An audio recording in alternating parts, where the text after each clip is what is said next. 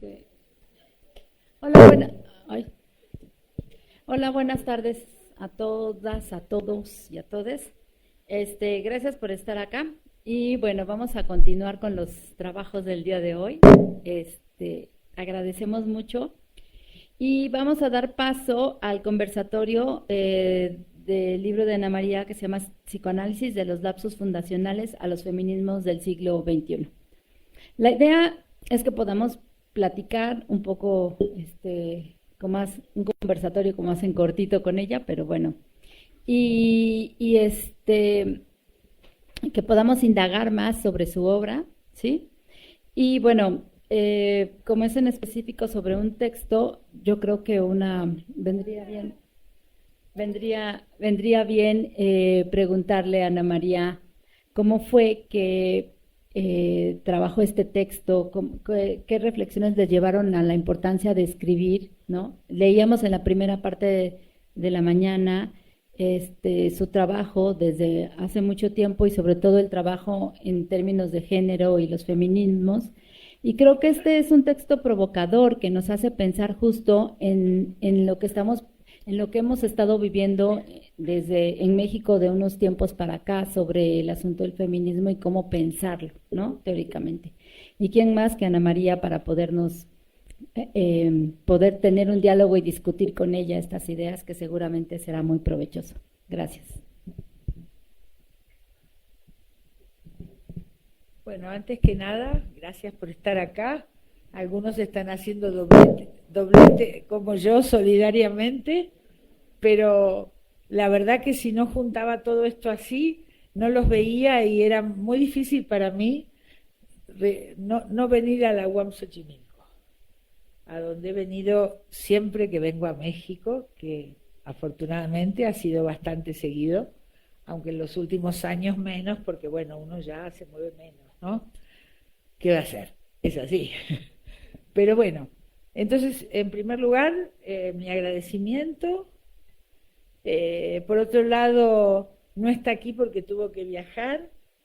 Una discípula que me da mucho orgullo que tenga un lugar tan destacado en este espacio, que es Valeria Faletti, que se recibió siendo ayudante de mi cátedra de grupos en Buenos Aires, excelente ayudante y luego ya ayudante recibida. Y un buen día se le ocurrió que quería hacer una maestría en los temas de grupos, instituciones, y ahí yo le dije, pero la UAM Xochimilco. Bueno, después se casó acá, ¿no? Ha hecho su vida, es una mujer grande, lindísima persona, como fue de adolescente, y me da mucho orgullo que ella esté aquí, también que haya podido relacionarse con gente que yo he tratado a lo largo de los años de esta maestría, como Manero que está aquí, y otros que han pasado, como la compañera Claudia Salazar, bueno, y otros. Este, Me agito por la altura, me parece. Pero ya se dirá, si no le damos bolilla pasará. Así he tratado las enfermedades, yo, qué horror. Bueno, no es un ejemplo a imitar, ¿eh? Bueno, el libro que nos convoca, en realidad, primera cuestión a aclarar, si ustedes se lo piden a su librero, lo puede traer, también se puede comprar por Amazon, o hoy alguien me comentaba cómo era, busca libro, que tardan como un mes, pero después también, porque como es gordito, debe tener su precio, pueden también el ebook comprar, que es mucho más accesible. Es un libro gordo porque es medio la historia de toda mi vida en la atención psicoanálisis y feminismos. Bueno, entonces, no sé si ya lo han leído algunos, si quieren iniciar con alguna pregunta.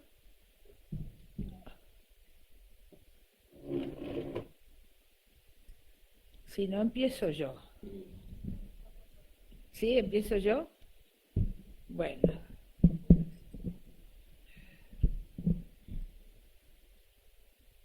cuando pensamos en la relación, en la tensión, en la discusión, en la oposición o en la convergencia de dos corrientes de pensamiento tan paradigmáticas del siglo XX, como son el psicoanálisis y los feminismos, o los psicoanálisis diríamos ahora, y los feminismos, está bueno el plural. En realidad ha sido una relación muy compleja, muy rica, también que ha pasado por momentos de oposición, de contrarios. Bueno, es parte de la episteme moderna, que es básicamente binaria, ¿no? Entonces, o esto o aquello. Incluso fue una oposición no solo que se dio en estas producciones de pensamiento, sino también en distintas modalidades de la acción política o científica. O eras psicoanalista o eras feminista, o eras comunista o eras feminista, en fin. El siglo XX fue así, el XIX también, pero bueno, han dado sus frutos. A mí me parece, acá vuelvo a citar a Deleuze, que en estas cuestiones no es o esto o aquello, sino esto y aquello y aquello. Ahora, para que no sea una mixtura oportunista o poco reflexiva, me parece que tenemos que pensar en términos de lo que yo llamo campo de problemas. ¿Qué es un campo de problemas? Y es no tomar las teorías como verdad, sino abrirles pregunta. Problematizar es abrir pregunta. Abrir pregunta no es tanto como se escucha a veces, Freud era machista. Siempre me preguntan eso, es muy gracioso. Y yo digo, y bueno, tan machista como cualquier hombre de la sociedad en la que vivió, ¿no? Entonces, no es ese el problema. La cuestión es que en mi visión es un tema que empieza por donde ustedes puedan empezar a reflexionar, pero que tiene una base muy epistémica, muy epistemológica, y que no siempre se toma así. Hemos visto muchas teorías a lo largo de la historia que son dogmas. Entonces, había un filósofo francés bastante marxista, muy discutido, que se llamó Althusser, que el pobre un día sin querer mató a la mujer, pero bueno, eso es un detalle. Es un detalle. Igual lo quisimos mucho. No, tenía una enfermedad psiquiátrica muy grave, ¿no? Pero como él era muy famoso y muy admirado, nadie le creyó. Él se pasaba diciendo, la maté yo a Elena, la maté yo, y nadie le creía que era parte de su delirio. Hasta que entonces escribió su biografía, un muy bello libro, donde él cuenta cómo la mató, bueno. Pero más allá de eso, sus ideas fueron muy interesantes, porque él trataba de desdogmatizar el marxismo de época, que era un marxismo del Partido Comunista,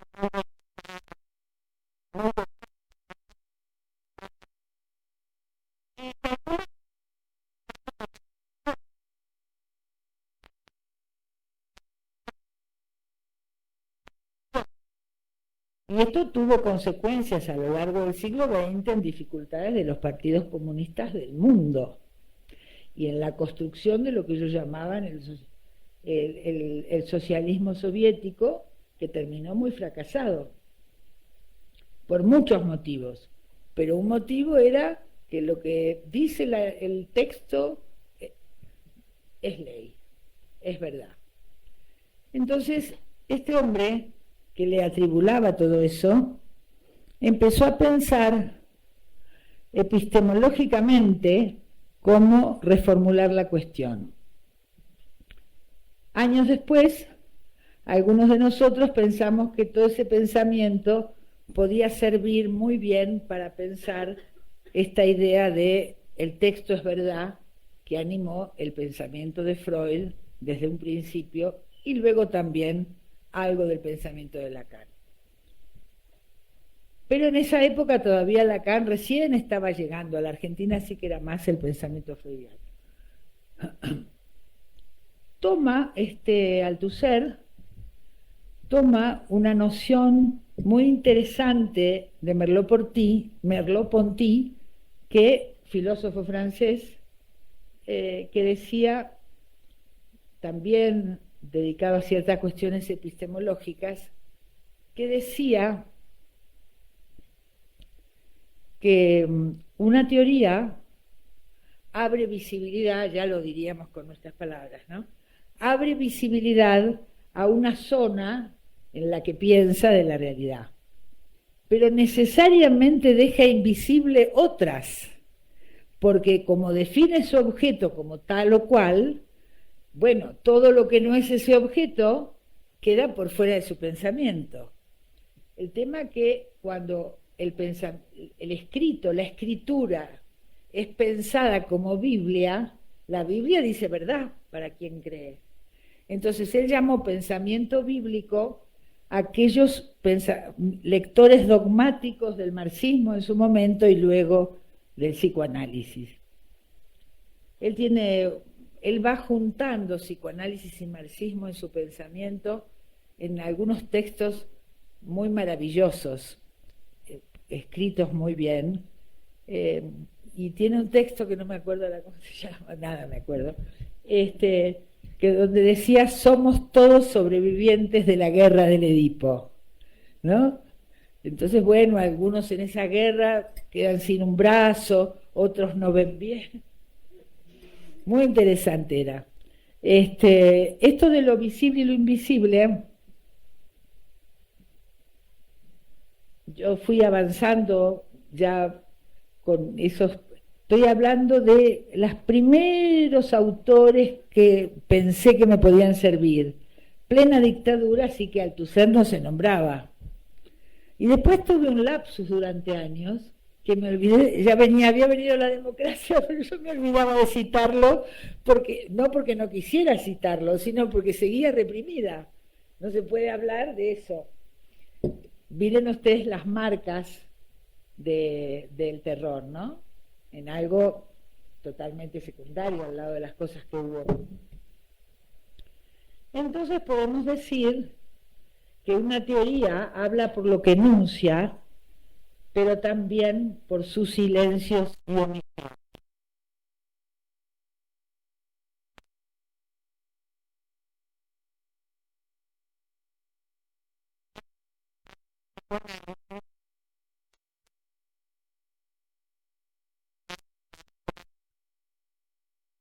Más de hoy.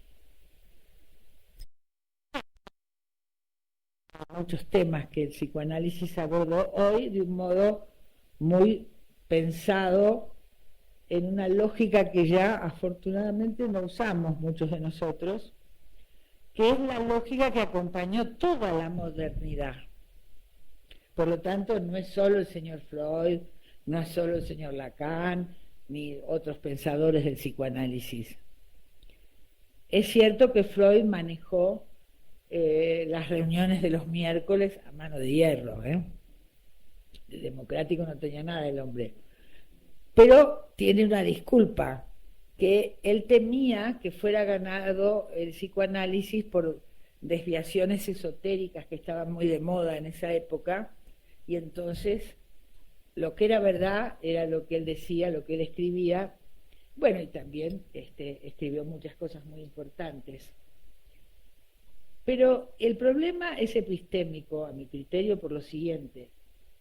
¿Qué dice esa episteme, o sea, ese subjectum que está ahí abajo, que no registramos, bueno, abajo, arriba, no importa, que no se ve, que marca la lógica interna de una época, no los contenidos de la época, sino la lógica con que es pensado.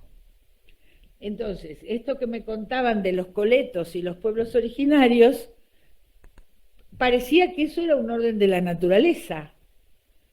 Pasaron muchos años hasta que eso se vio como un horror, ¿no? Total, le da igual caminar por abajo que por arriba. Pero a mí no me da igual que comparta la vereda conmigo, ¿no? Esa visibilidad o invisibilidad arma los silencios denunciados. Entonces, ahí lo que podemos ver es que esa lógica de lo uno establece un eje.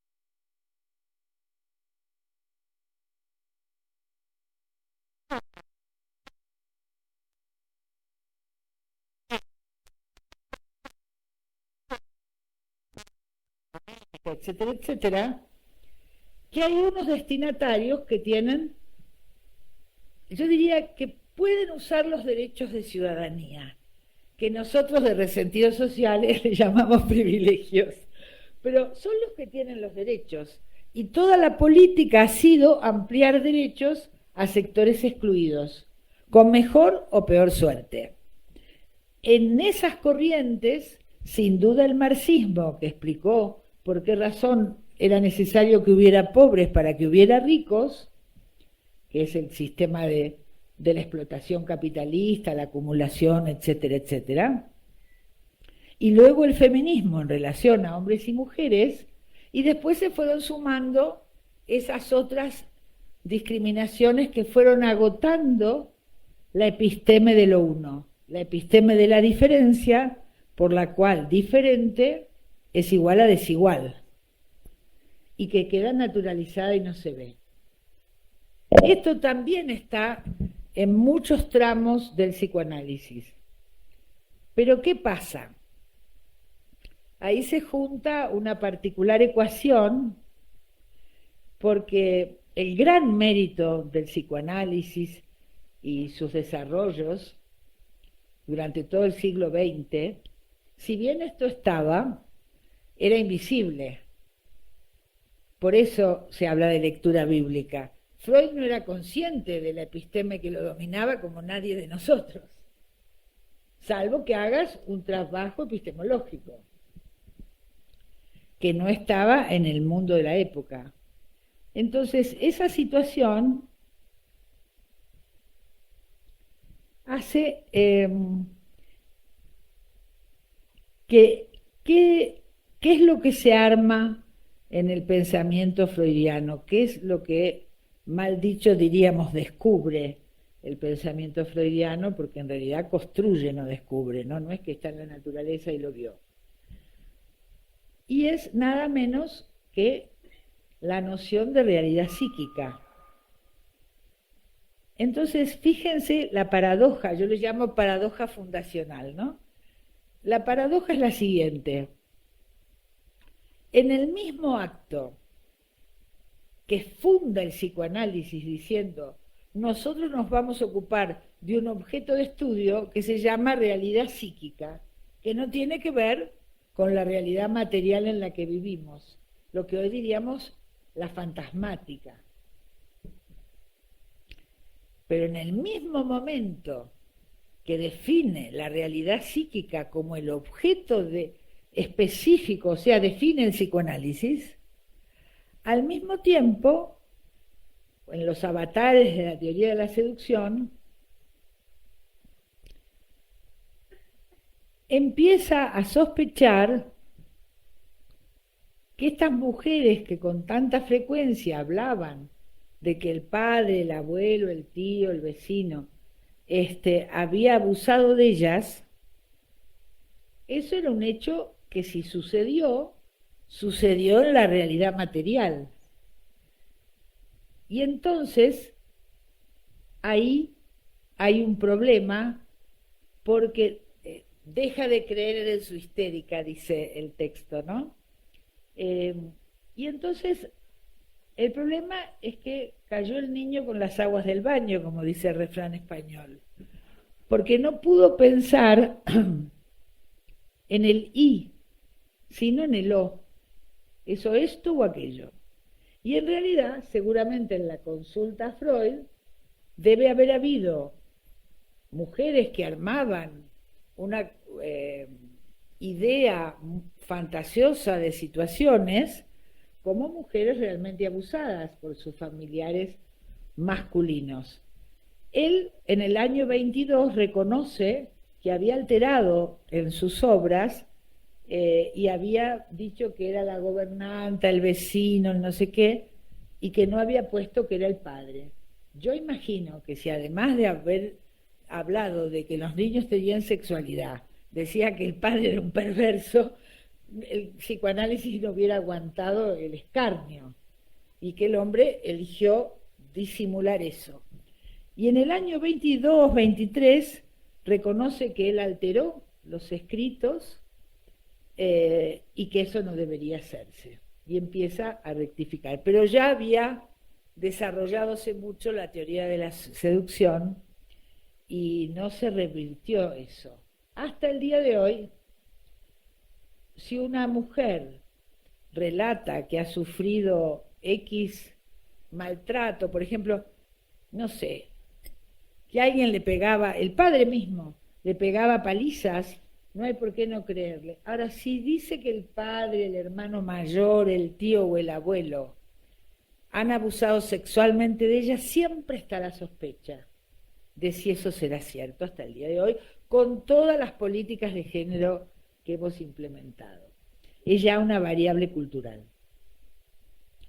Entonces, todas las cuestiones que modestamente, en mi caso, pero no aisladas, sino en grupos de trabajo, hemos podido pensar de omisiones o silencios del psicoanálisis en la clínica y que estamos laboriosamente reformulando, tienen que ver con esa cuestión. ¿Cómo superar las omisiones y silencios? Ha habido muchos y muy graves, ¿no? Como pensar el amor entre personas de un mismo sexo como perversión. Hay perversos, por supuesto, no es que no haya, pero no necesariamente está en relación con una opción que no reconozca la diferencia de los sexos y los géneros. Y muchas otras. Pero yo creo que la dificultad y el mantenimiento de esa lectura bíblica, si lo dice el autor es verdad, tiene que ver con esta paradoja fundacional, donde quedó abrochado la necesidad de desmentir, de con procesos de disociación importantes en las pacientes que han sufrido abuso, pero que también hay desmentida en la producción teórica. Últimamente he estado trabajando en lo que llamo estrago paterno, que partió de una pregunta. De eso voy a hablar en AMPAG hoy a la noche. ¿Por qué razón? Porque el campo de problemas hace preguntas, no hace afirmaciones, ¿no? ¿Por qué razón? Y el campo de problemas hace preguntas y además es un campo epistemológicamente transdisciplinario. Porque no haya que desaparecer la unidisciplina. La unidisciplina debe producir insumos disciplinarios con objeto demarcado correctamente, pero además no puede quedar encerrada en la verdad de la unidisciplina. Y entonces tiene que compatibilizar con disciplinas afines en la formación no de una interdisciplina, que son disciplinas que democráticamente conversan, sino cómo el contacto con otras áreas del saber me produce las peores preguntas en mis certezas, no en lo que mi disciplina no pudo pensar, que es un campo abierto. Bueno, pero entonces, ahí, en esa situación, como ven, epistemológica, uno abre campos de problemas haciendo preguntas conceptuales o epistémicas.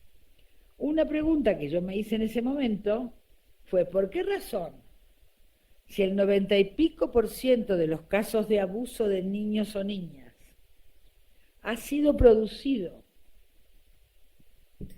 por padres o varones cercanos, ¿por qué razón no hay ningún escrito que hable de estrago paterno y un montón de escritos que hablen de estrago materno, del que hablábamos hoy a la mañana? Entonces ahí hay un silencio, una omisión que tiene que ver con una episteme por la cual se piensa de ese modo, no es una casualidad. Ni tampoco es un detalle abrir a un campo, el campo de problemas, a la interrogación del cómo es que hay tanto abuso de los niños por parte de varones. No quiere decir que no haya por parte de mujeres, pero es ínfimo el abuso sexual. Lo que se ve con más frecuencia en la clínica es las palizas a los niños.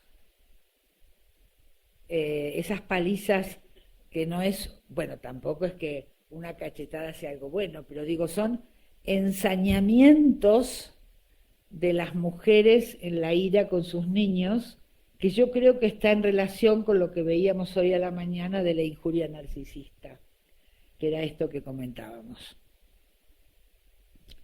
Entonces, en ese asunto empezamos a pensar, por dar un ejemplo, ¿no?, de los estragos paternos.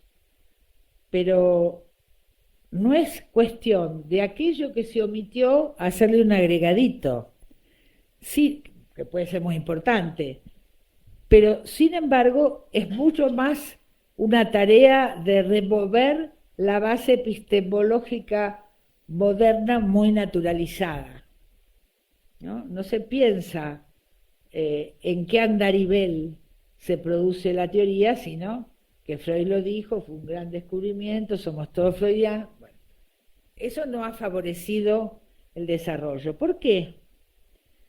Porque ahí se suma este problema epistémico del que hablamos con otra cuestión que hay que sostener la desmentida, que favorece la dogmatización.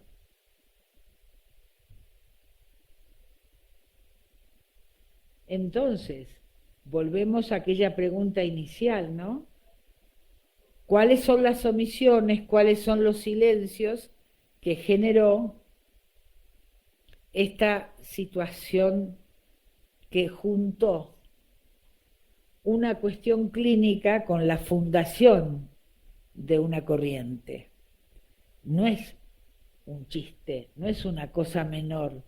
No es que tenemos que agregarle alguna canción al cancionero. Hay que reformularlo de fondo.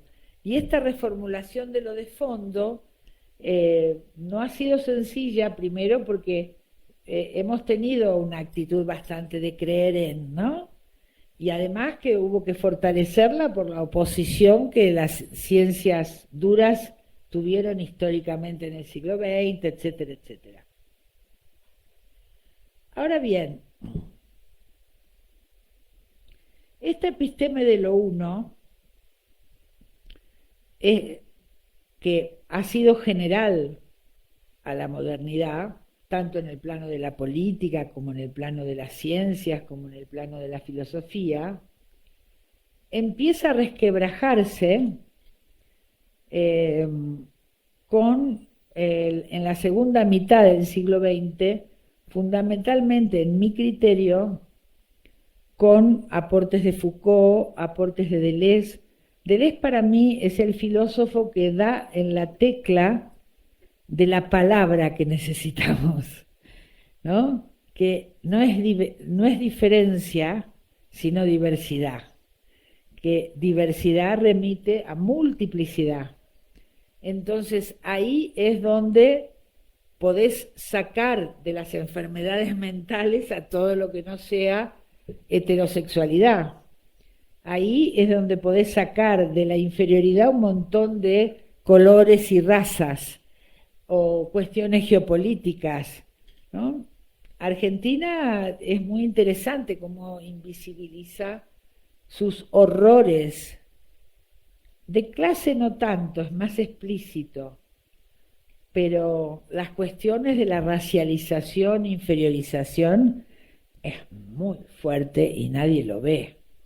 Ahora hubo una lucha de los mapuches, murió un muchacho muy blanquito que se decía que era anarquista, que había ido a ayudarlos, andás a ver cómo fue, pero todo, the rest is silence, ¿no? Se silencia todo, se tapa todo.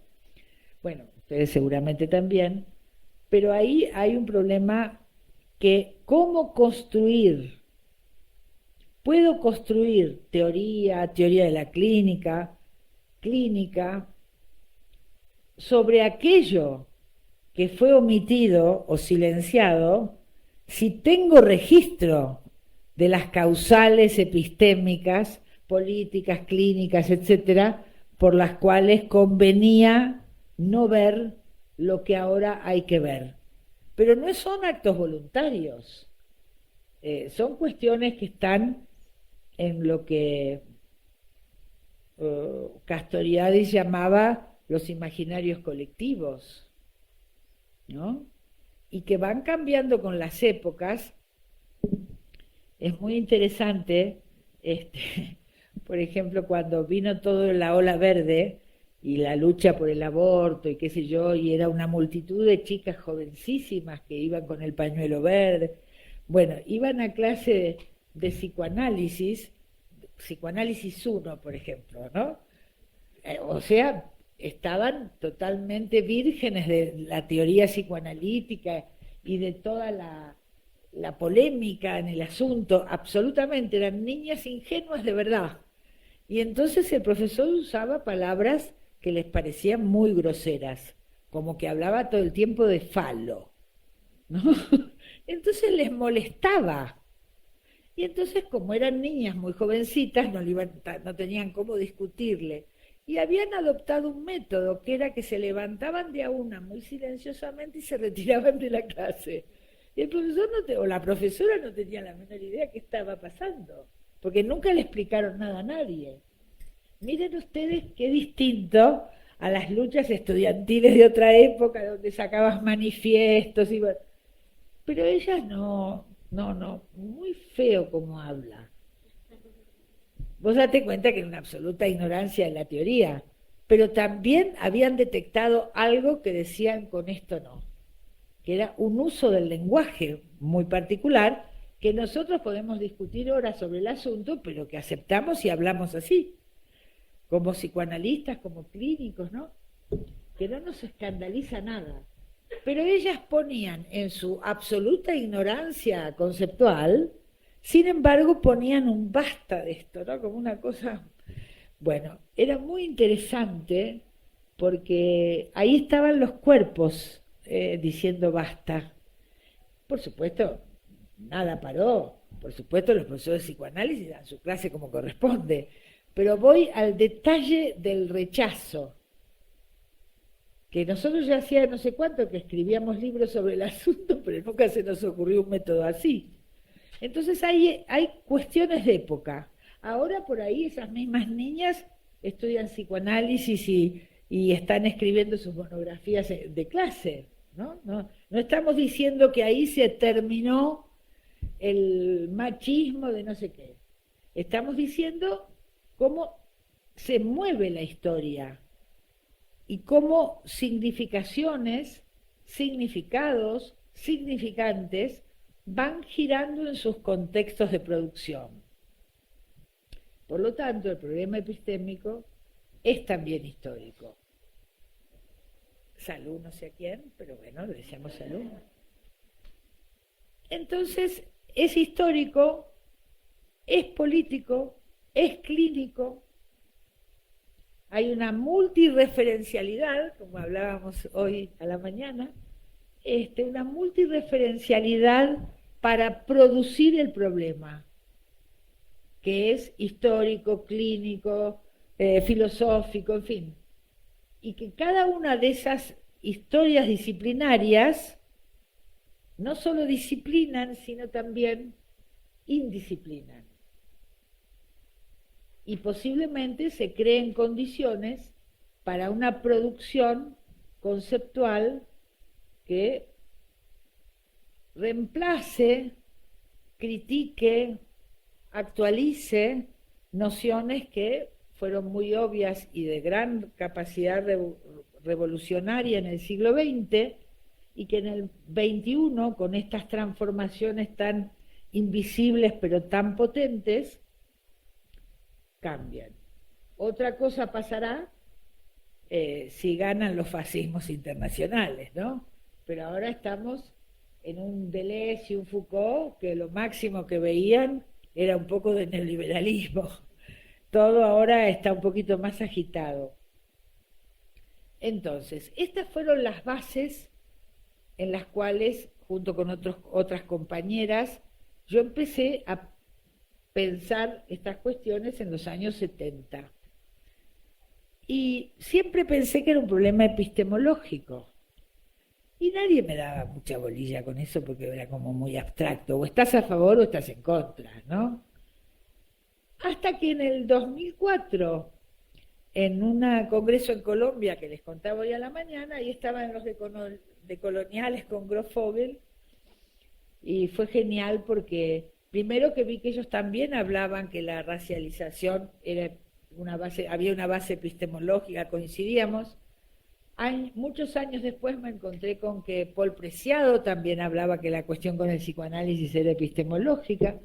Y yo dije, mira, qué bueno, porque pensaba que era como, bueno, a los alumnos uno les enseña cosas, pero yo no había tenido diálogo de este aspecto, que fue fundante de todas las vueltas que fui dando en la tensión psicoanálisis-feminismo.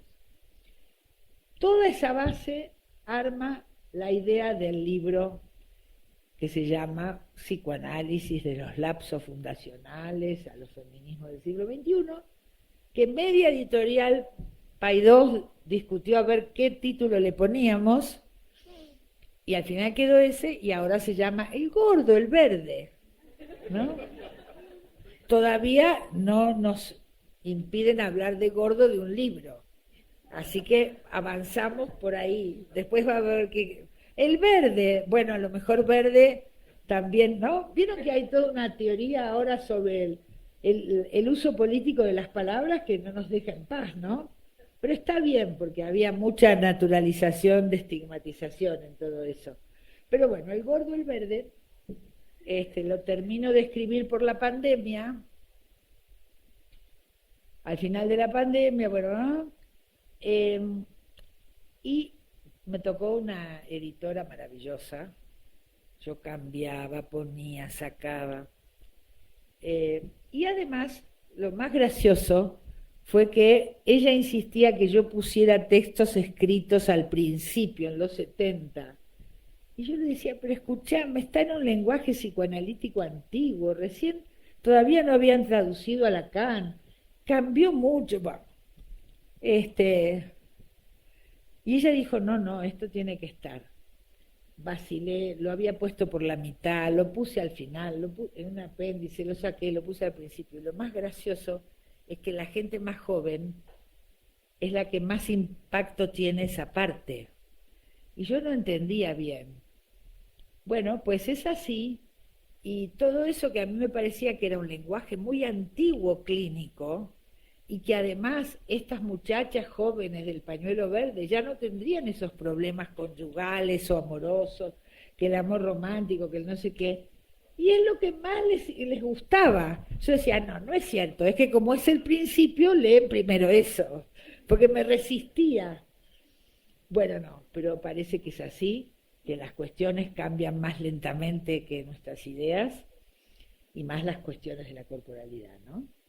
Así que ese libro está dividido en 6 o 7 periodos.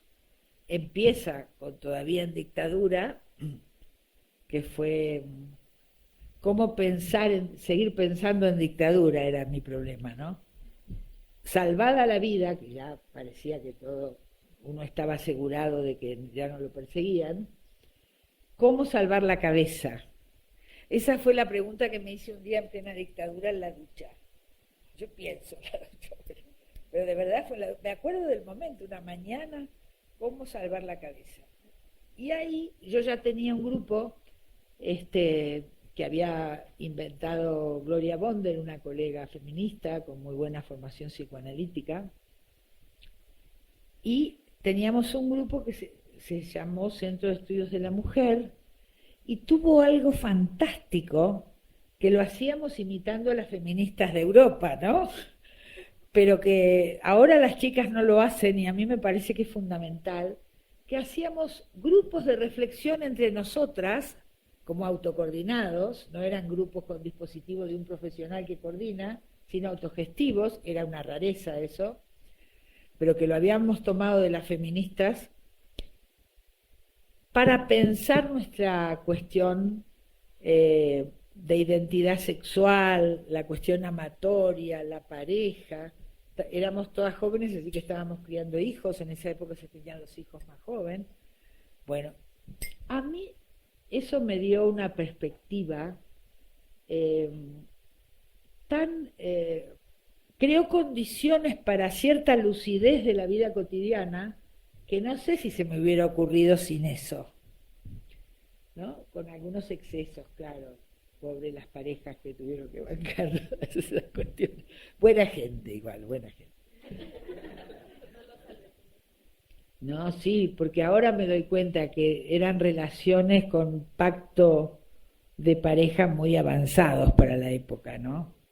Y que estuvo bueno, muy bueno. Bueno, pero eso dejémoslo ahora. Bueno, les cuento una, porque hace a todo lo que charlábamos hoy a la mañana. Yo era una niña bastante jovencita cuando empecé a tener relaciones ya conyugales. Entonces, en mi segundo matrimonio ya tenía un hijo. Era una chica romántica, como éramos todas en esa época, ¿no? Y que además, sin pensarlo explícitamente, suponíamos que siendo tan modernas, tan encantadoras, inteligentes y lanzadas, no iba a pasar como con nuestras madres, que nuestros padres andaban por ahí. ¿Qué tenían que ir a buscar en otro lugar que nosotras, que éramos divinas, no tuviéramos? Entonces fue un sopapo cuando vimos que los varones seguían como los padres igual, con sus historias. A diferencia que nuestras madres, por ejemplo, mi papá durante toda su vida, que yo recuerde, los martes y viernes iba al club a jugar a la pelota paleta y salía con los muchachos y llegaba muy tarde. Mi madre ni se inmutaba. le parecía lo más lógico del mundo. Bueno, nosotras no teníamos esa idea. Mi primer marido me cargaba y me decía, claro, juntitos, juntitos. Y entonces me decía, te acompaño a la roticería para joderme, ¿no? Claro, porque yo decía que íbamos a todos lados. ¿Por qué no ir juntos a todos lados? Bueno, chicos, todo eso está mal. Pero me costó alguna conyugalidad darme cuenta de todo eso. Claro, pero entonces, bueno, en la segunda ya era más adulta, tenía más conocimiento de las relaciones, qué sé yo, y ya habían pasado unos cuantos años de conyugalidad, segunda conyugalidad. Yo digo, y yo voy a tener que ser fiel toda la vida, pensé. Nunca me lo había preguntado, me parecía obvio, ¿no? Porque además era un amor consistente. Y un día dije, pero esto va a ser así, sin estar desconforme, ¿eh? Sino va a ser así. Y entonces yo le digo, un día, fulano, nunca hablamos de la fidelidad. Y él me mira, encantador realmente, me mira y me dice, Anita, ¿qué es la fidelidad? Una palabra. Ah, bueno, dije yo, no hay necesidad de hablar nada. Perfecto, porque el tipo no estaba dispuesto a una charla sobre eso, ni remotamente, ¿te imaginas? Entonces yo dije, bueno, perfecto, entonces depende de lo que yo quiera en cada momento. Todo esto, voy al grupo de las amigas a hablar de eso. Porque, ¿cómo te vas a autonomizar así, tan fuera de tu imaginación? Y ahí me encontré, como decía este amigo, caramelos surtidos, ¿no? Porque algunas eran monógamas hasta el fin de sus días, otras ya andaban por ahí, otras criticaban todo, otras no hacían pareja, no sé, era todo distinto. Así que bueno, ahí tuve que poner, bueno, no las barbas en remojo, pero algo en remojo, hasta poder encontrar qué diablos querría yo, y que nunca iba a ser siempre lo mismo, me refiero, no es que tomás una posición y siempre va a ser esa. Bueno, fue una revolución epistemológica para mí. Me costó mucho entenderme. No es de un día para otro. Ahora, chicas, revisen, porque el modo de actuar a contramano, porque es lo que se espera, no solo en la sexualidad, en cualquier área, ¿no? Ahora no hay que comer harinas, entonces ¿cómo vas a comer? No, bueno, chicas, no es para tanto todo, ¿no? Entonces, pero, ¿qué es lo que está omitido? Y acá hablamos en serio. Lo que está omitido es un hábito muy saludable, que es la pregunta por el deseo. ¿Qué quiero yo en este momento de tal cosa? No, ¿qué esperan de mí? ¿Qué debo hacer para que los demás me aprecien? ¿Por qué me van a apreciar si hago algo? Me apreciarán por mí. Y si no me aprecian, lo lamento mucho, pero bueno. Pero la pregunta por el deseo es casi un ausente en las prácticas de subjetivación hoy. Hago lo que hacen todos de modo tal de no tener que pensar. No sé, bueno, el hacer debe ser consecuencia de un preguntarse. Los cuerpos hablan, no los escuchan. Entonces me he visto como se viste todo el mundo, como lo que come todo el mundo. Y lo que veo también es un modo muy particular de ausencia de pregunta por el deseo en las relaciones sexuales. Después lo denuncian por abuso. Pero vos querías. Y no, ¿y por qué te quedaste? Y ya estaba ahí. ¿Qué respuesta es esa? Si el muchacho supiera, pobre, se sentiría muy despreciado, que ya que estaba ahí no le iba a decir que no. No, no es así, podés irte en cualquier momento, pero también te tenés que saber enterar cuando querés y cuando no. Todo el tema de la sexualidad. Bueno, escribí un libro que se llama Jóvenes de Vidas Grises, que a los más jóvenes les gustó, pero en realidad lo escribí para superar un enojo transferencial. Llegaban a la consulta estos jóvenes y estas jóvenes. ¿Qué tal? Decía yo, ¿cómo estás? Bien, todo tranquilo. Y yo decía, ¿cómo a los 20 años está bien que todo esté tranquilo? ¿Le pasa algo a este chico, a esta chica? No, viste, otra generación, claro, no me voy a poner como ejemplo, éramos más locos que un plumero. Pero esa conformidad que uno lo puede contar gracioso, es un problema en la subjetivación muy serio. Es un éxito rotundo de la subjetivación de dominación. Y acá tenemos que ver que el capitalismo, a veces se dice ligeramente que el modo de éxito de subjetivación es proporcionar que la gente quiera comprar y comprar. Eso está bien, es cierto. Pero el éxito más profundo es este otro. Lograr que se sigan a los influencers, a las modas, al no sé qué, y nadie se pregunta, ¿qué quiero yo en este momento? Porque no me da lo mismo comer un chocolate o una pizza. Entonces tampoco me da lo mismo este muchacho de este otro. Ahora, es muy interesante lo que decíamos hoy del Tinder y todo eso, porque también la oferta hace que no te preguntes por el deseo, porque si tenés más chicas para probar, ¿por qué te vas a preguntar si esta te gustó o no? Y te gustó, pero todas estas otras que están anotadas en el like, ¿por qué me las voy a perder? Bueno, ahí tampoco hay pregunta por el deseo. Y esto los varones no tienen mucho registro, creen que eso es una práctica de la libertad personal. Y es otro modo de la alienación muchas veces. Entonces, si unos están alienados por mucho y otros por poco, es difícil encontrarse y poder identificar. El otro día un psicoanalista argentino, Pacho O'Donnell, que ahora tiene como cerca de mi edad, debe tener 80, y está hecho un sex symbol porque hace gimnasia, está divino. Está maravilloso, porque además es un gran pensador, ¿no? Claro.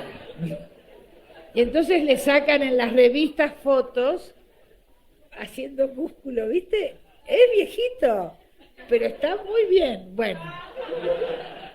Entonces le preguntan a Pacho, con este éxito que tiene ahora, cómo, porque está casado con una mujer espléndida hace muchos años, muchísimos, ¿no? Es su mujer de toda la vida.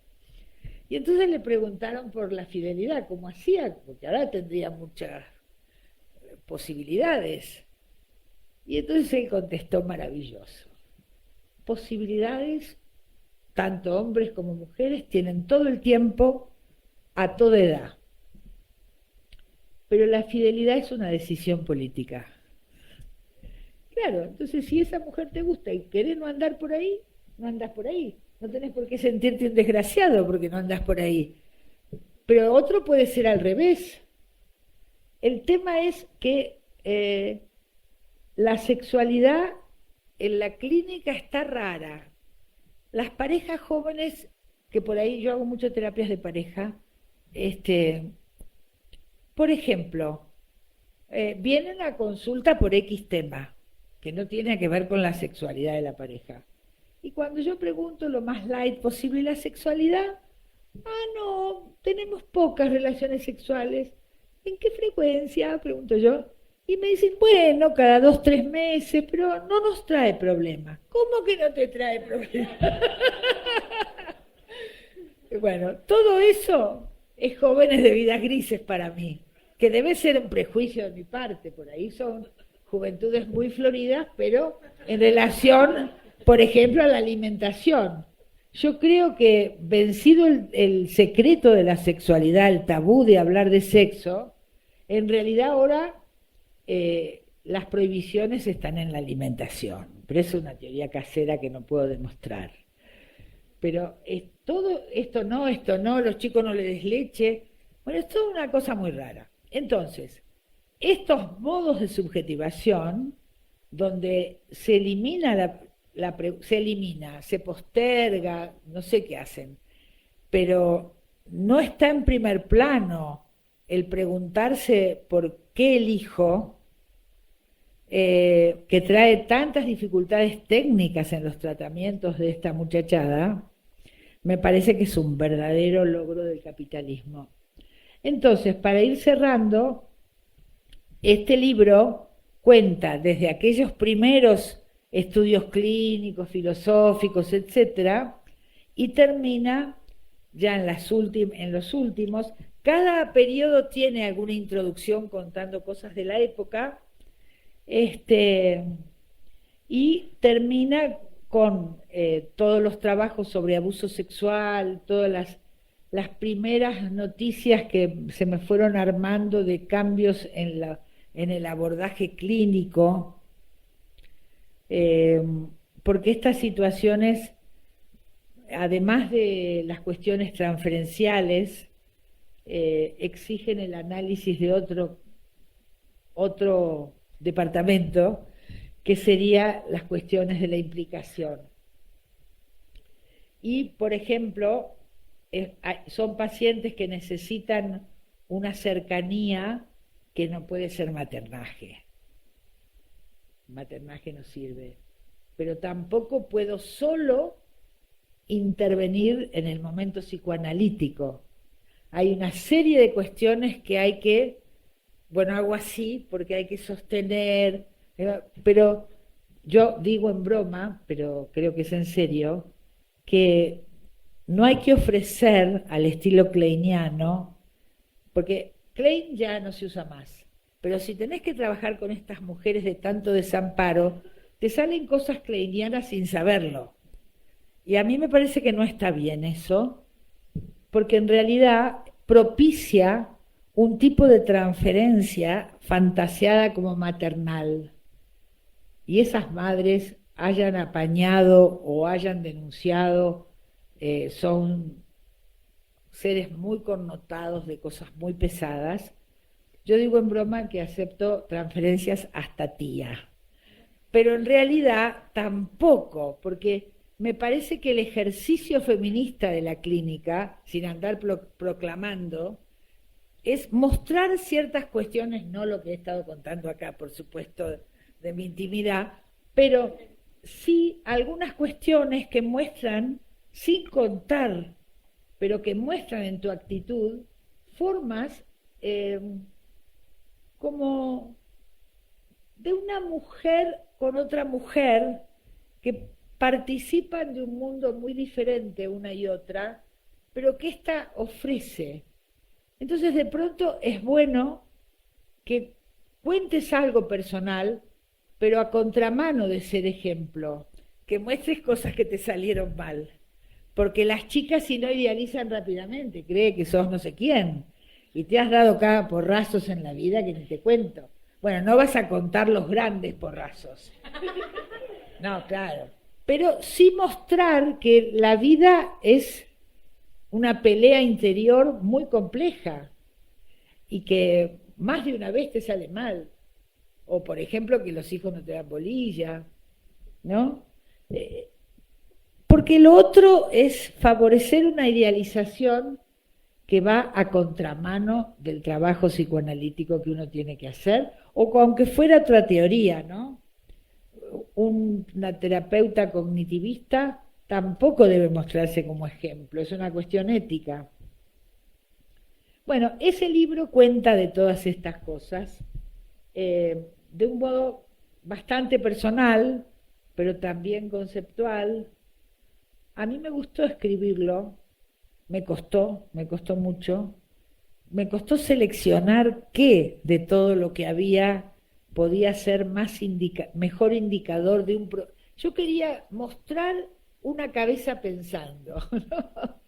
Cómo se me fueron armando las cuestiones conceptuales, que hubo momentos de mucha soledad, porque la gente decía, pues estás loca, dejate bromar, te vas a tirar contra el psicoanálisis. Yo no me tiro contra el psicoanálisis, decía yo. Es un acto de amor, no de ataque, porque hay que apostar mucho a una teoría para dedicarle tanto tiempo de escritura, ¿no? Pero bueno, es así, hay que revisarla. Tal vez de los tres grandes pensadores de la sospecha, que para Foucault fueron Freud, Nietzsche y Marx. Freud y Marx quedaron muchas veces prisioneros de su escuela, y Nietzsche hoy sigue teniendo una enorme potencia, tal vez porque no hubo quien escolarizara, quien aprisionara en la verdad de su teoría a ese pensador. Así que hay que pensar, hay que escribir, hay que discutir, pero no quedar prisionero de escuelas, ¿no? Muchas gracias.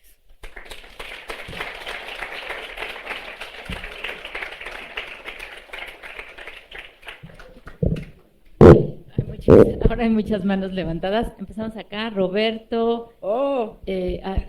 Bueno, ya mis cebolas. Empezamos así y así, ¿les parece? Todo breve porque a las 4 me tengo que ir sí o sí. Ahí va. Hola, Hola. soy Alexia González, le pregunté hace rato, bueno, yendo directo. Ah, sí, estabas por allá. Ajá. Sí, sí. Yendo directo, justo al inicio de esta conferencia, me acordé a un podcast que vi hace poco, Asociación Libre. El capítulo en específico es Acontecimiento Traumático. Quien está invitada es Gavin Sua, que también es psicoanalista, y ella habla un poco de diferenciar el trauma del acontecimiento traumático y describe todas estas cosas del inicio de cómo Freud se saltó estos casos de abuso. Hacen la mención de que puede ser que tiene que ver con que los hombres que pagaban las consultas de estas mujeres eran sus esposos y sus padres. Entonces, al escribir los casos, era directamente acusar a quienes le estaban pagando, ¿no? Entonces, no podía como hacer esta denuncia. Pero lo que dice en el acontecimiento traumático me parece interesante y creo que es una conversación que tenemos que tener, porque dice que el acontecimiento traumático es un acontecimiento que no puede ser inscrito, no puede ser dicho y por ende jamás deja, es atemporal dentro de la psique. No cesa de no inscribirse. Exacto. Entonces, como es atemporal, en todo momento está jugando un papel en cómo estas personas viven su cotidianidad, ¿no? Y justo habla de una... Perdón, pero no es atemporal. Okay. Queda detenido en el momento que aconteció, pero no es atemporal, sino que no progresa con el resto del psiquismo. Okay. Pero está bien. Y justo me quedé pensando y lo fui relacionando en cosas que he visto en mis, justo en la carrera, en estos años que he estado, cuando hay una crítica al falo, al concepto falo. Yo hasta el día de hoy defiendo y espero defenderlo aún después de que me titule, que el concepto de falo tiene que cambiar de nombre. Claro. Porque tenemos, lo dije una vez en séptimo, que se me hace un poco ridículo que si tenemos la figura de madre fálica, entonces siga habiendo el concepto de falo tal cual como falo, si es algo que se transfiere entre todos, y pues justo este análisis. Pero en el momento en el que nos atrevemos a criticar, sobre todo a Freud, pareciera que se cae un dios del estante y lo primero que viene es la amenaza hacia nuestra crítica antes que el replantearse toda la teoría, ¿no? Y... es todo. Bueno, muchas gracias. Podríamos discutir mucho al respecto, pero muy bien. Bien, soy Roberto Manero. Ana María, el libro que apenas he podido hojear, es como la síntesis, es la síntesis de tu obra. Y a mí me quedan también muchas dudas ahí, precisamente hablando de estas partes oscuras que se proyectan ahí. Hay una parte de tu obra que yo admiro mucho, que es ese vuelco que das en la práctica de los grupos. Entonces, yo pensaba, me vino inmediatamente la imagen de Pichon Rivière. Cuando Pichon, que había creado la APA, ajá, de repente tiene que crear su escuela privada, primero de psiquiatría social, luego de psicología social. Entonces dije, hay algo que no cupo en la APA y hay algo que no cabe en la escuela de psicología social, ¿no? Hay ahí un hiato. ¿Mm? Y después empiezo a ver tu obra, me impacta enormemente, porque yo fui formado con Bauleo, ¿no? Y si algo conocí fue a mi coordinador Oráculo, ¿no?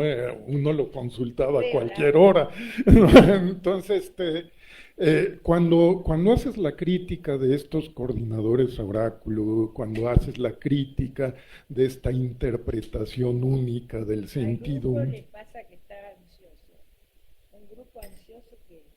Perdón, me recosté. El grupo está ansioso. El grupo está melancólico, es como una persona con muchas cabecitas. ¿Quién es el grupo, no?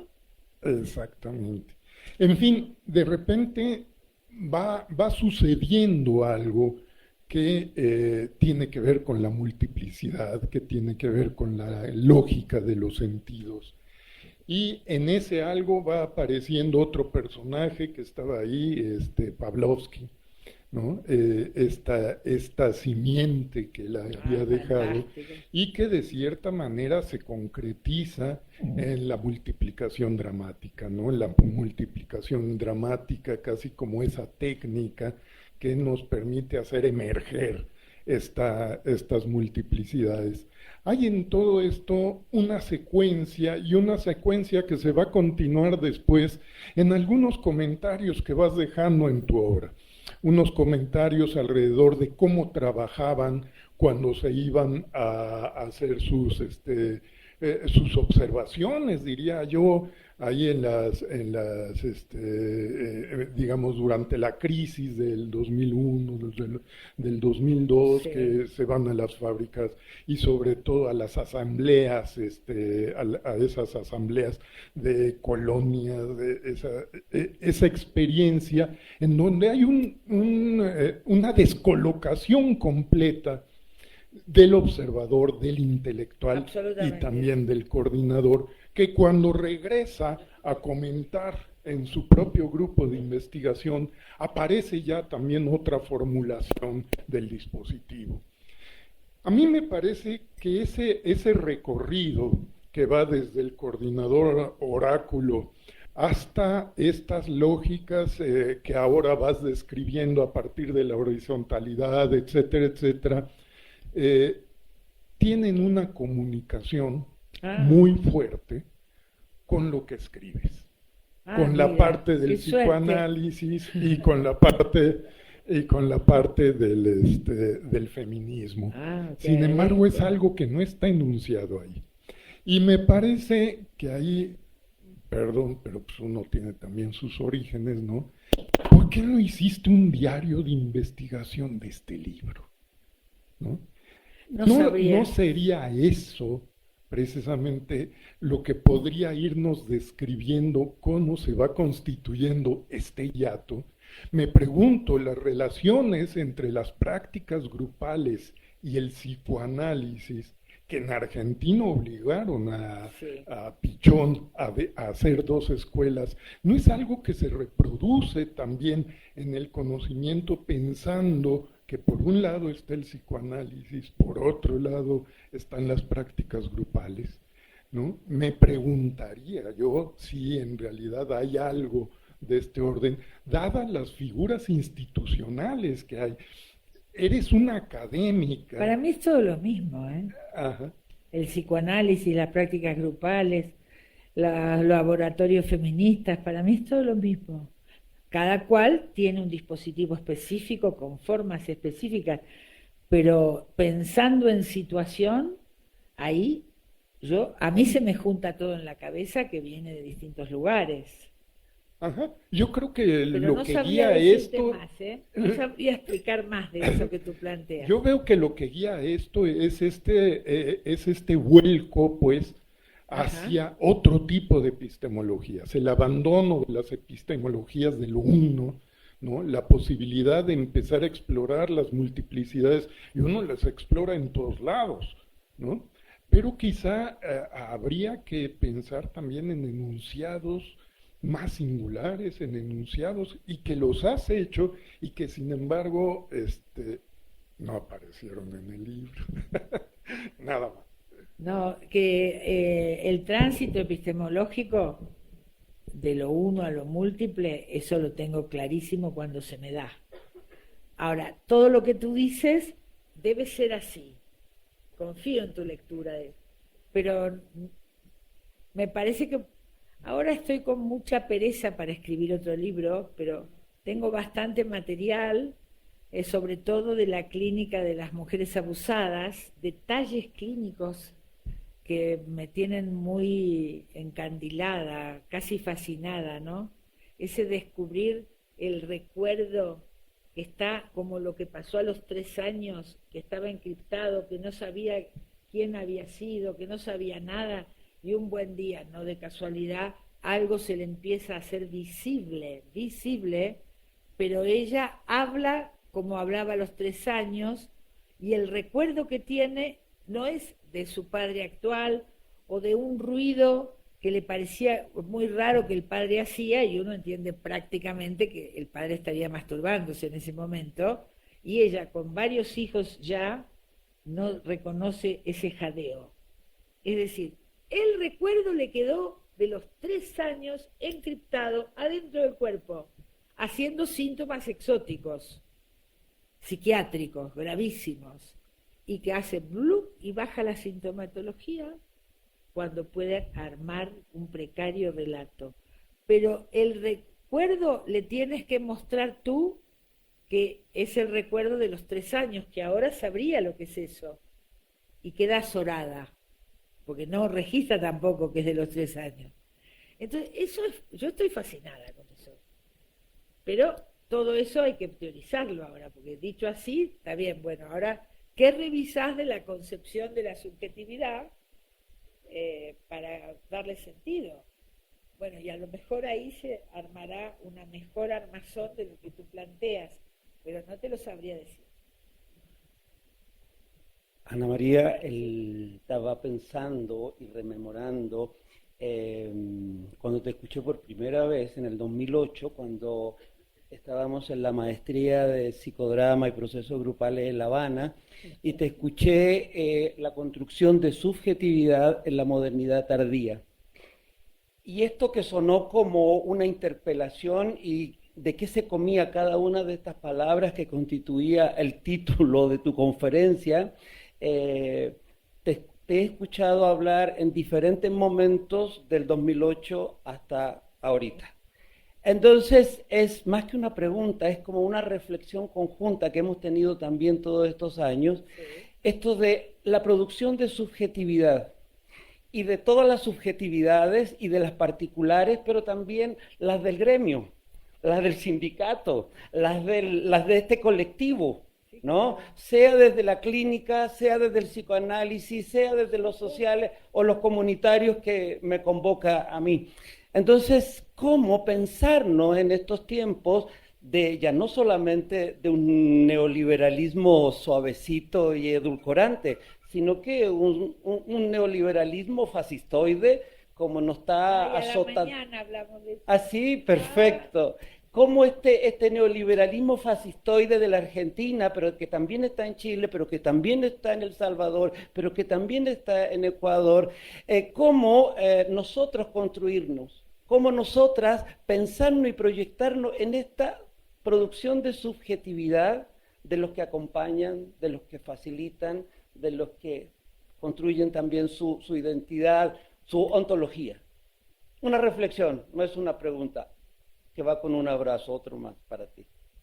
Pero te digo, brevemente, hoy a la mañana hablamos de todo eso y yo traté de mostrar cómo era el proceso mundial, que ya no podía pensarse como neoliberal, que ya es otro momento, con los mecanismos de violencia, terror, etcétera, y los procesos de construcción colectiva o individual que producen y la relación con Bueno, a ver, si la histeria fue la vedette del siglo XIX-XX, hoy es la crisis de pánico. Más evidente que eso, está todo el mundo aterrado, ¿no? Pero bueno, iremos pensando, pero es necesario estar preparados para algún tipo de resistencia. Ay, me olvido del micrófono. Algún tipo de resistencia de cada quien, ¿no? Mini, máxima, en fin, se verá. Pero esto que viene es muy arrollador. Y de una yo creo que la crueldad hoy es política de Estado. Y bueno, se verá. Acá. Tengo una duda en cómo pensar ahora o cómo nombrar ahora dentro del psicoanálisis para no hacer como esta diferencia de es mujer, es hombre, o fue la mamá o fue el papá. Luego también se habla de función materna, función paterna, posición femenina, posición masculina, que pues vamos y venimos en esto constantemente. Pero mi duda ahorita escuchándote es si eso también es caer como en una dicotomía de las posiciones, si... Ajá, esa es la duda. Binario, esto Exacto. o aquello. Ajá. Pero también es cierto que nuestras realidades se forman binariamente todavía, no habemos múltiples circulando, soy múltiple, ¿no. Sí, se vuelve soy no fantasmático, binario, ¿no? es Ajá. una categoría, binaria también. Todo eso, yo siempre digo en broma que por suerte le toca a las generaciones que siguen reformular la fórmula de la sexuación. Porque más binario imposible. Bueno, pero imagínate lo que va a ser eso de difícil, porque no es arreglar una palabrita, es toda una lógica de pensamiento muy fundamentada. Acá no hay ninguna improvisación en el pensamiento freudiano o lacaniano. Bueno, vamos pudiendo hacer como pequeñas acotaciones. A mí me cargan porque dicen que en este libro yo cuido demasiado el mundo lacaniano.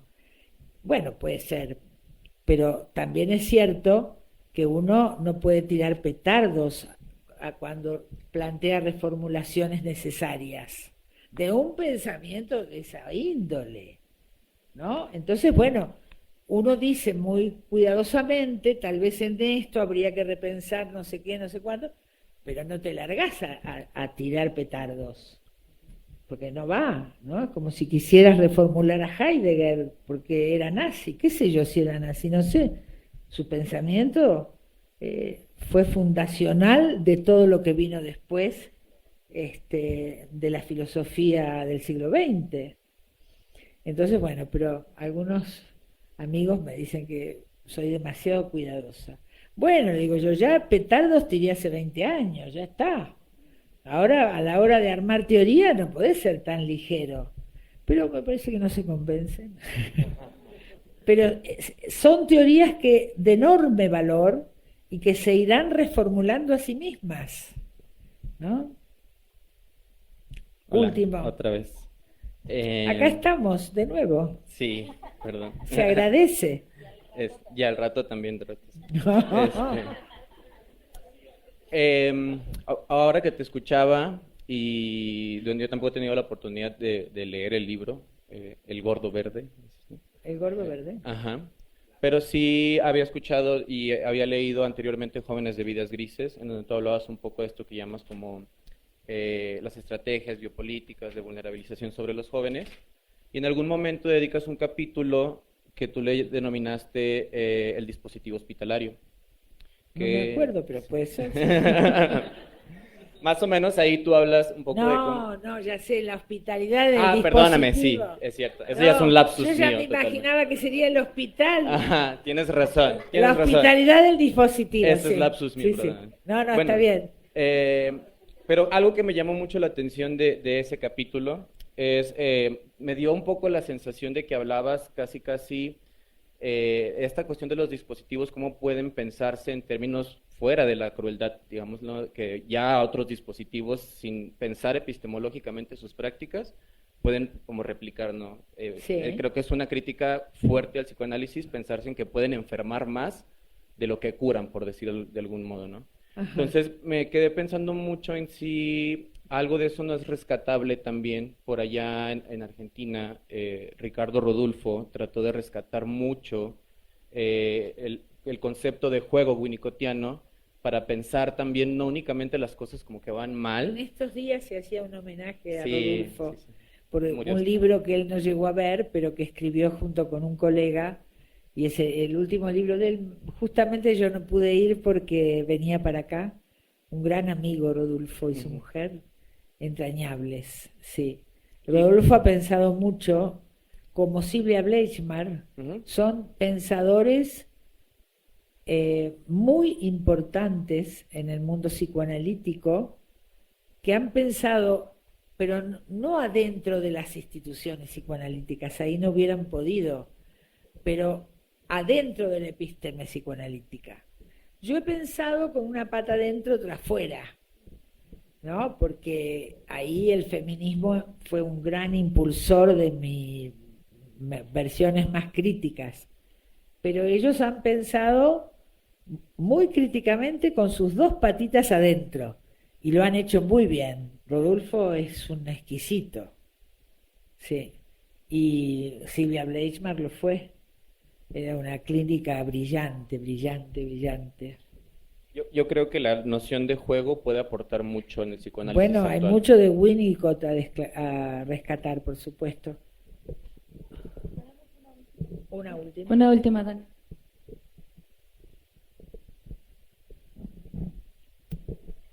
Gracias.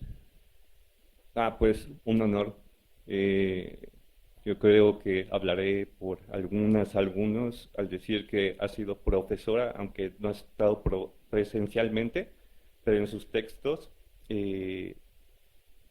nos ha acompañado en nuestra formación, ¿no? Muchas gracias por decirlo, me Sí. honra. Muchas gracias. Sí, un honor tenerla aquí. Pero hay algo muy específico que quisiera traer, Sí. y esto es el ejemplo de las chicas del Paliacate Verde. Es algo que se me atravesó escuchándola, porque creo que más allá de poderlas nombrar bajo como un grupo que traía una ignorancia conceptual del psicoanálisis, también podríamos pensarlas como un emergente analizador Claro, de esta desmentida teórica con la que usted comenzó seguro. a hablar, Sí, ¿no? sí. Y creo que eso es muy importante traerlo, porque nos permite colocarnos en otro ángulo de análisis, ¿no? Sí, sí, Donde sí, sí. el fonocentrismo, pensando en Derrida, ¿no? Ajá.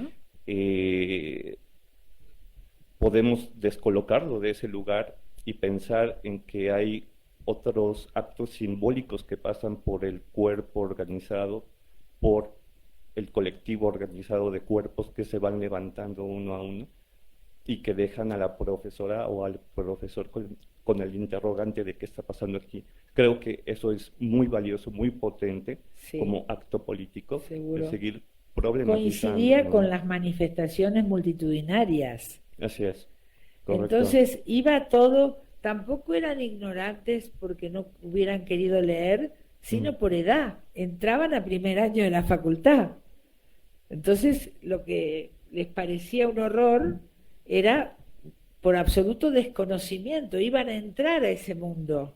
Mi punto es que hay una construcción de saber colectivo que quizá conceptualmente no estaba amarrado, pero sí estaba circulando algo por Claro, ahí, y ¿no? por los cuerpos. Claro, Era muy interesante ver los grupitos, cómo iban armando su propio decorado, por decir así, con el glitter, cómo las noches en vela frente al Congreso, porque se trataba la ley, era tan emocionante. Ibas caminando por ahí, era una multitud, en el concepto bien político del término multitud, no masa, no pueblo, multitud.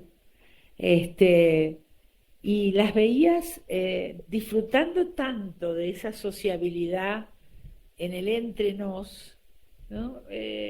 Y todas, yo digo decoradas, porque tenían las cabezas, las caras, algunas con el torso descubierto, con un modo muy particular, porque no era una convocatoria obscena a mostrarse, sino era política, ¿no? Sí, pero muy fuerte esa performación, y yo creo que cualquier varón que hubiera estado ahí, no hubiera osado una mirada obscena. Era político, y eran sus cuerpitos, que tal vez nunca habían militado en nada, ¿no? Pero fue todo muy fundacional eso. Algunos dicen que esa ola verde bajó y que hoy no pasa nada. No es que no pasa nada, es que las olas son así, suben y luego bajan, pero luego la marea vuelve, ¿no? Así que esas chicas no se olvidan más de esa experiencia. Y otras será de otras. Y uno conversaba allí libremente, y me acuerdo que en medio de la manifestación yo iba caminando para no sé dónde, y se me acercan, no, íbamos a la par, ellos no sabían quién era yo no sabía quién era, una niña y un niño de unos 15, 16 años, más o menos. Y bueno, nos presentamos mientras íbamos caminando, y el pibe divino me dice: fulano de tal, varón en deconstrucción. Mi amor, no sabía ni qué tenía que deconstruir todavía, ¿viste? Bueno, esas cosas son hechos políticos, ¿no? De la multitud, porque se generan en la multitud. No sé si eso opera en una reunión social. Fulano de tal, varón en deconstrucción, no me imagino, ¿no? Estaba ahí eso. Pero sí, es así, como tú dices. Bueno, gracias por todo. No, por favor. Gracias a todos ustedes.